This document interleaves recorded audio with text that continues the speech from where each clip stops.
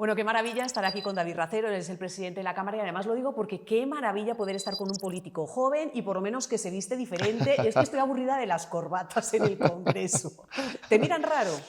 Ya no tanto, creo que ahorita es más usual y con la llegada del pacto histórico creo que fue más variopinto ahora la estética dentro del Congreso.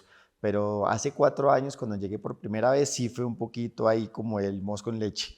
Yo venía un poquito más informal de lo que estoy ahora, pero creo que el Congreso ha venido cambiando y hoy ya se ve más la estética popular de la gente dentro del Congreso. ¿Cuántas camisas tienes? Bueno, ya estoy ampliando un poquito más el armario, desde la posesión del presidente Gustavo Petro, que fue un vestido muy bonito, de herencia de reyes africanos, hasta la fecha, más o menos unas 10, 12, 15, dependiendo de la ocasión.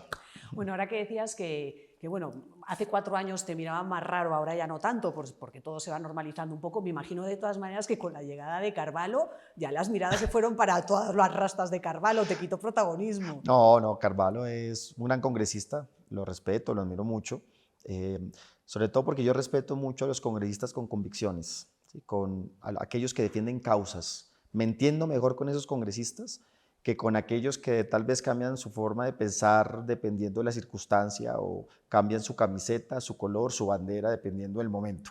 Pero yo he sido un congresista que desde la presidencia he dado todas las garantías, Eva. Creo que tal vez de las presidencias más garantistas de los últimos tiempos. Yo siempre dije que si llegábamos al gobierno, a estos espacios de poder, era para hacerlo diferente a como lo venían haciendo los otros. Sería una incoherencia nuestra que hablamos de cambio, de diferentes, de que se puede hacer de otra manera para llegar a repetir las mismas prácticas. Mira que en mi presidencia se acabaron el apagar los micrófonos, el hacer las jugaditas. ¿Te acuerdas que algunos presidentes de épocas pasadas la hacían? De aprobar los proyectos a las 12 de la noche mientras que el pueblo duerme, no sé, de engavetar proyectos, porque entonces como no me gustan yo los engaveto porque tengo la potestad, no.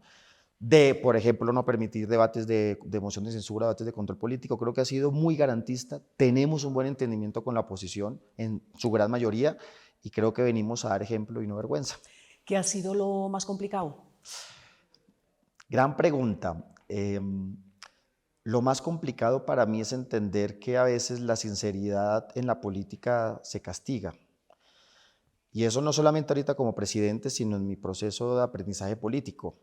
Tal vez yo soy muy buen intencionado, como confío en la palabra del otro, y a veces entender que aquí se manejan muchas agendas, que te pueden estar diciendo algo, pero que en la realidad se está negociando otra cosa, y ¿Qué eso ejemplo específico es. te ha pasado? Que te has levantado y dices, la verdad, yo soy tonto. No, varias veces, lo confieso, varias veces donde digo, no, a veces pienso que mi carrera política no va a durar mucho por eso mismo, porque eh, si entre más crecemos, si entre más queremos avanzar, implica tener esos espacios donde te encuentras con gente que puede ser hipócrita, que es doble, digo, no, yo no sirvo, o sea, realmente no sirvo, ¿no? Y por lo menos en este momento lo hemos podido manejar porque yo no solamente estoy ahí por mí mismo, sino represento un proyecto y estoy acompañado de un gran equipo de personas que comparten conmigo eso. La banca del Pacto Histórico es fundamental. No estoy solo yo, estoy acompañado con 30 representantes y también con el trabajo que tenemos con el presidente Gustavo Petro, al cual respeto, admiro, que tiene un horizonte de país y cuando tenemos claro eso, sabemos muy bien cuál es el bien mayor, que no se negocia, que no se hipoteca y sobre eso construimos. Es la única manera para no perder la brújula ética, o si no, la política te acaba. ¿Sientes que tú como presidente de la Cámara, yo sé que luego eso es muy territorial, pero en ciertas cosas uno tiene que trabajar de la mano con el presidente del Senado, que es Roy Barreras, cuando dices que de pronto uno siente que me la metieron, no me di cuenta, ¿con Roy Barreras te ha pasado? Bueno, es que, a ver, Roy tiene una tradición política diferente a la nuestra, diferente a la mía, ¿sí? Ideológicamente, en prácticas políticas, en la forma como pues, él ha construido su capital, ¿no? Nos encontramos con Roy hace un año, yo no tenía ningún tipo de relación con él, yo creo que él ni me identificaba, ¿sí? Y nos conocimos en campaña, le valoro a él enormemente su capacidad de trabajo, su tenacidad. Creo que salir adelante de la enfermedad que lo ha golpeado duro, demuestra la fuerza que él tiene vitalmente, pero políticamente somos diferentes. ¿Pero Y diferentes en qué? eso es entendible en el pacto. El pacto se consolidó como una fuerza que se unió para sacar adelante un proyecto de país en una turbulencia social que ameritaba hacer unos cambios de fondo, por eso las reformas sociales, pero eso sí, juntos pero no revueltos. ¿A veces Roy piensa más en su brújula y en su proyecto personal que en la brújula común y el proyecto común? Puede ser, puede ser. Pues yo Creo te he que entendido que estabas diciendo. es una persona que por su inteligencia comprende muy bien las dinámicas políticas y los tiempos políticos, puede estar siempre pensando cuál es el camino mejor para él seguir creciendo. Y en ese sentido, las distancias que ha tenido con el pacto histórico en el último tiempo pueden obedecer a eso, a que él tal vez está pensando que es momento de distanciarse de este proyecto. Yo se lo he dicho, se lo dije a él personalmente, públicamente, que lo invito a seguir acompañando, que lo que haya que ajustar se ajusta, ¿no? Creo que este es un proyecto deliberante, dialogante, podemos escuchar y podemos corregir. Podemos cometer muchas fallas, seguro lo haremos, Eva. El único que no falla es Dios, pero si somos capaces de decirnos las cosas y de corregir en su momento, creo que el legado que vamos a dejar al país realmente va a ser histórico. Entonces, sí hay un distanciamiento ahora mismo entre Roy Barreras, Petro o el proyecto de Petro y el Congreso. Yo diría que... Mejor dicho, ¿cómo ves a Petro? ¿Cómo ves a Roy en ese momento? Él sí se ha distanciado del corazón mismo del pacto histórico, ¿sí? Consolidó su propio partido, Fuerza de la Paz, que celebro.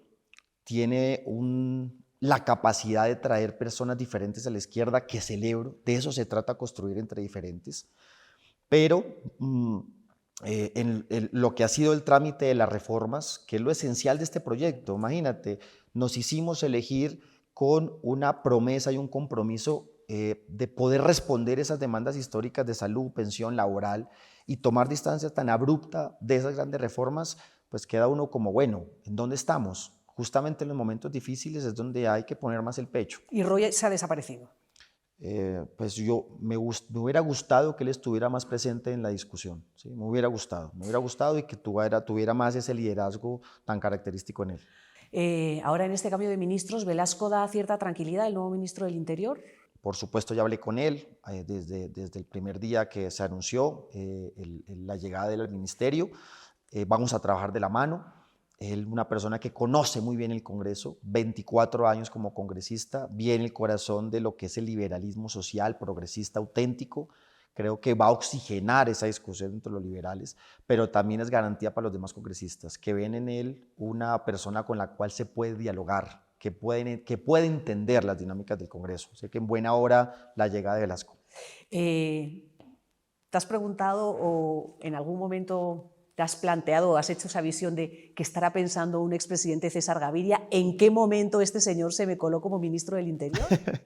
Sí, la política da muchas vueltas, lo hablábamos. Y sí, yo conocí al expresidente César Gaviria también hace 3 semanas. Nunca había tratado con él, nunca le había dado la mano. Fue en un encuentro institucional en el marco del diálogo de la reforma a la salud. Creo que puede tener esos síndromes a veces de expresidentes de no querer soltar, ¿sí? De no querer dejar. Y creo que eso es lo que puede ocurrir con el Partido Liberal y con otras cosas. Creo que aportó mucho, poco al país, ya cada quien tendrá su valoración, pero creo que en este momento es digno más bien de aquellos que hicieron algo, que incidieron tanto en dejar a las nuevas generaciones abrir su propio camino. Mejor dicho, en el Partido Liberal, Eva, hay congresistas, jóvenes, líderes, cuadros con unas capacidades ejemplares, ¿no? Pero creo que el atornillamiento de personas como él terminan afectando a un partido tan histórico como el Partido Liberal. Mejor dicho, César Gaviria debería dar un paso al costado ya. Sí, yo respeto profundamente la discusión entrando al Partido Liberal. No es mi competencia, ¿sí? No quiero de ninguna manera respetar a los que pertenecen al Partido Liberal, pero indiscutiblemente hay unas voces que crecen cada vez más en ese partido de que el presidente Gaviria ya hace rato tuvo que haber dejado la presidencia del Partido Liberal.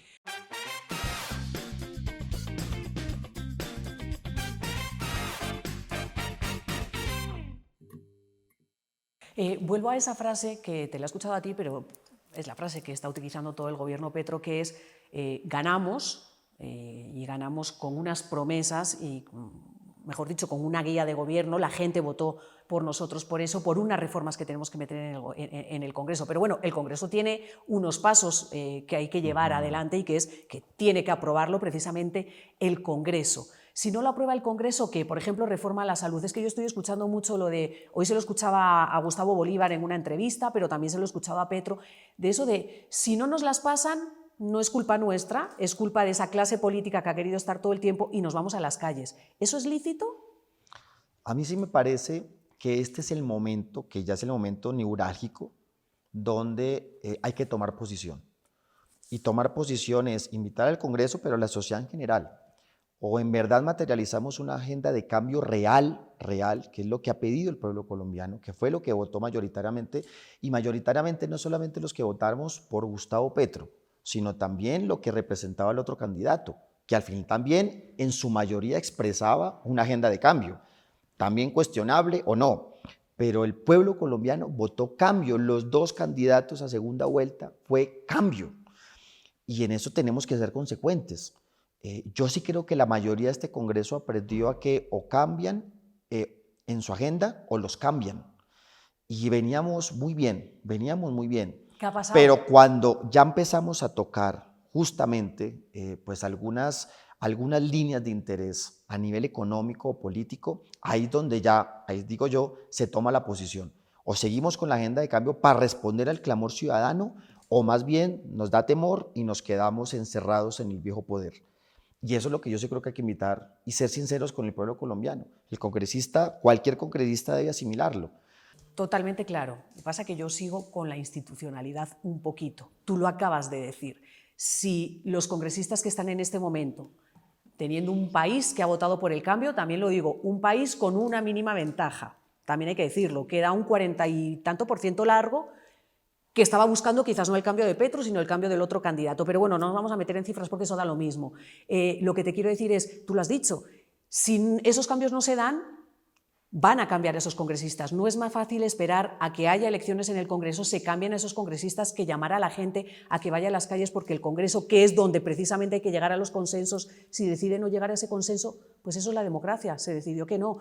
Sobre todo teniendo un presidente que lo que ha sido es un jefe de oposición y lo ha hecho fantásticamente bien durante tantos años. Él debería ser el primero en entender que tiene oposición. Bueno, varios elementos de lo que planteas.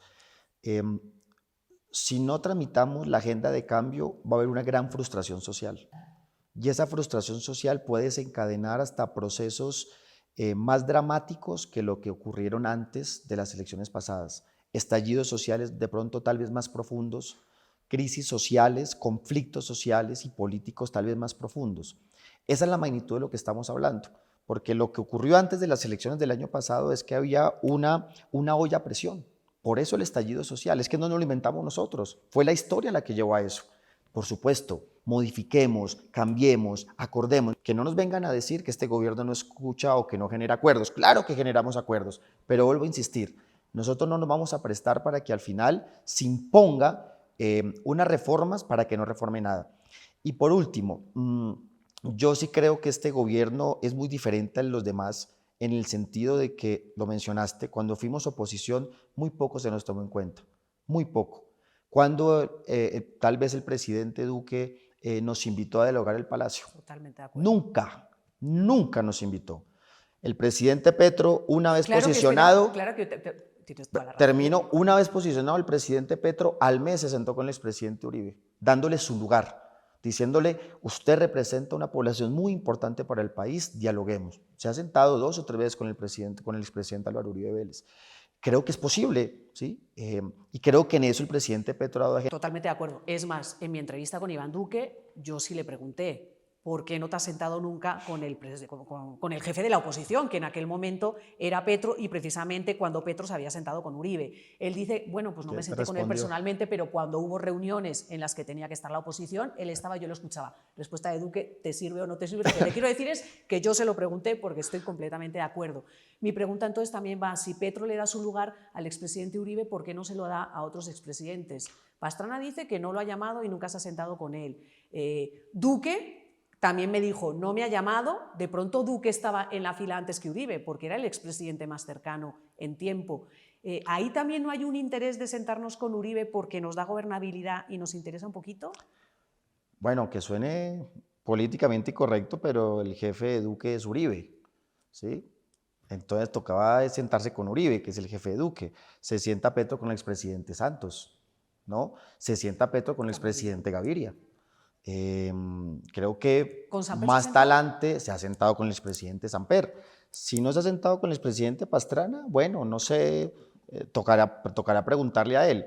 Pero yo sí podría decir algo respecto al presidente Pastrana, y es que tuve una discusión ahí con él en redes sociales en las pasadas semanas, porque él está pasando de ese lugar que tiene que tener cualquier oposición sana, democrática para cualquier país, que es plantear unas posturas diferentes, y a veces raya con mentiras y a veces raya con cosas falsas, con fake news. Entonces uno dice, bueno, ¿cuál es el nivel realmente de debate que está planteando el presidente Pastrana? Pero bueno, seguramente ya será otra discusión que ya tendrá que asumir el presidente Gustavo Petro. Jo, me lo has puesto en bandeja. No nos podemos quedar en el tuit. Yo no uso Twitter, por ejemplo, pero mira, como decías tú, yo le respondí y me metí en una pelea con Pastrana por Twitter. ¿No nos estamos yendo la política un poquito para allá y estamos perdiendo el tiempo demasiado tuiteando y no gobernando? Mejor dicho, Petro, muchos le señalan de que está gobernando por Twitter, y es verdad, creo que tuitea 20 veces al día. ¿No nos estamos yendo para el otro lado? Cuando es en exceso, como todo en la vida, creo que es donde se cometen los abusos. Pero las redes sociales, en su justa proporción, es un espacio de democratización de la comunicación eh, poco superable, digamos. ¿Cuántos tweets te lanzas tú al día? Varía. Mira, en un día como, por ejemplo, la moción de censura que tuvimos con el ministro Velázquez, que antes discutimos el proyecto de cannabis, ese día puse 3 tweets. No me da el tiempo para más porque estoy concentrado, pero hay otros días donde de pronto el tiempo es más flexible o depende de la discusión. ¿Sí? Hay unos días donde hay una discusión muy candente y pues toca estar opinando, pero a mí me gusta mucho utilizar las redes sociales para hacer pedagogía. Yo soy profesor de profesión, yo soy profesor de filosofía y de economía. Estoy terminando mi doctorado de estudios políticos que dejé quieto hasta cuando salga Mejor dicho, te faltan las gafitas de nerd. No, no, imagínate, el doctorado que tengo que terminar, pero cuando entré aquí al Congreso, pues obviamente, o canto o silbo, tocó dejarlo quieto, ya cuando salga la Y a presidencia los lo tipos retomaré. cantar y silbar al mismo tiempo, sí es verdad. Ah, A nosotros se cuando nos da, a toca, vosotros no, no. es que ustedes son mucho mejor que nosotros, eso es indudable. Pero yo soy muy pedagogo, hago política, intento hacer política desde la pedagogía, y a mí me gusta usar mucho las redes sociales para explicar los proyectos, para quitar esos mitos que se forman, las fake news, para quitar esos prejuicios. Creo que ahí el debate en las redes sociales es espectacular, cuando tú lo haces desde la pedagogía y desde la veracidad.